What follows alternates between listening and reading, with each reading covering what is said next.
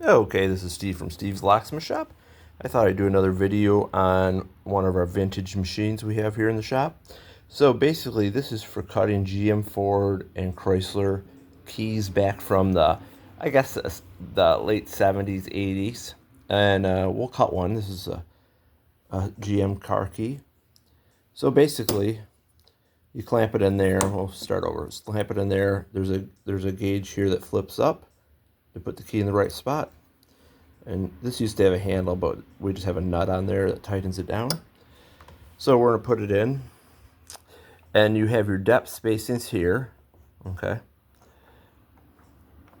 And this is your cut spacings. So that's your depths, and this is your cuts, or your cut spacings, I guess you'd call it. So let's put it on number 1. Let's go down to... So you got Briggs & Stratton and GM, so we're going to go to GM. And we'll cut. Okay. So we just cut a number 3, and that was on the number 1 spot. On the number 2 spot. Let's cut a 2. We'll go down to number 3 spot. Let's cut a number 4.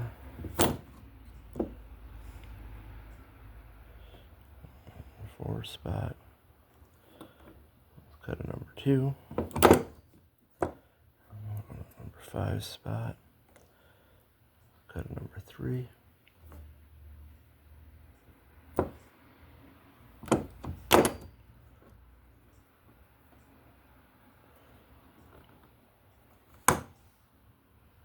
And there we go. Got yourself a perfect key. Anyways, that's an oldie but a goodie. And just a little hand stamper, you know. It's something we don't use a lot, but if you need to cut a key by code and you don't want to set up a code machine.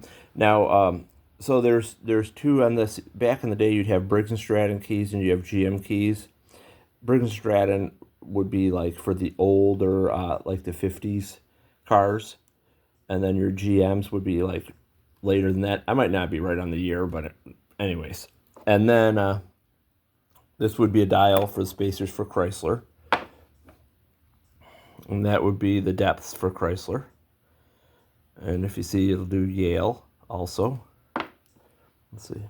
And then there's Yale. I've never tried Yale, so that's interesting. Let's see what this one has. Ford. And that's Ford W for the depths. And that's Ford N for the depths. So anyways, cool little hand stamper. Isn't that neat? I just thought I'd do a video on it. I really don't know the brand. I tried to look it up in some of my old magazines to see if I could find it. And I couldn't find it. So if anybody knows what brand this thing is, we got this probably from an old locksmith that was retiring and a bunch of their stuff. And we just leave it set up for GM, especially if we're working on an old GM car. You could just punch it out, and it just works. All right, Steve from Steve's Locksmith Shop signing off.